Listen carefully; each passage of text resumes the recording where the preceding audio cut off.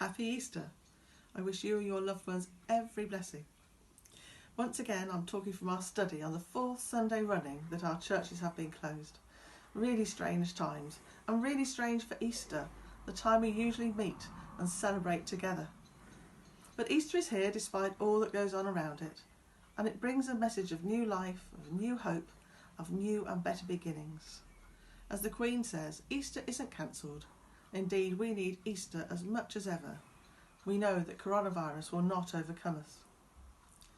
Listening to the news and reading the papers this week, I'm so amazed at the words from people of a declared no faith position who can see the relevance of the Easter story to the circumstances we find ourselves in today.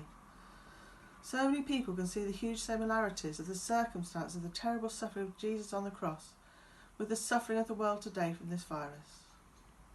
Jesus died on Good Friday, killed by the people who should have cared for him. His followers were distraught. It must have felt like the end of the world. But it wasn't. As we now know, it was just the beginning.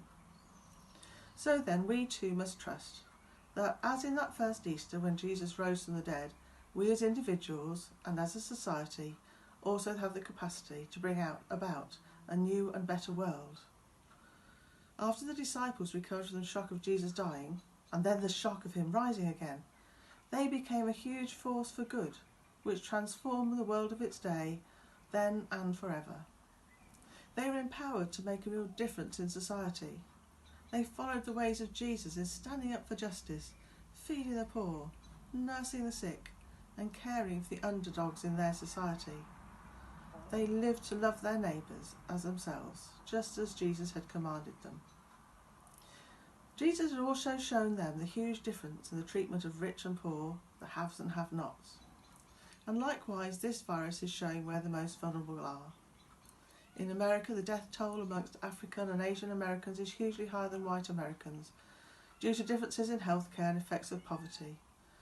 And we all wait with bated breath and pray this virus doesn't get into the ghettos of the poorest third world countries, where the basics of social distancing and clean water for washing are not possible, let alone a hospital bed and a ventilator. We are so blessed in this country of ours. Although the virus is striking all in our society, from the Prime Minister to the homeless, we have our amazing NHS, where great treatment is available for all, not just the wealthy.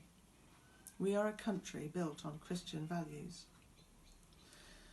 So perhaps now we just need to trust in those caring for us, the scientists, the doctors, the nurses in our government, and trusting that God will give them the skills to bring us out of this emergency. But most of all, we need to trust in the God who made this beautiful planet and all the beauty in it. We need to trust in God's Son, who lived for us and died for us, so that we could live lives of love and care for others. And we need to trust in God's Spirit, who restores and gives life to all creation and all people.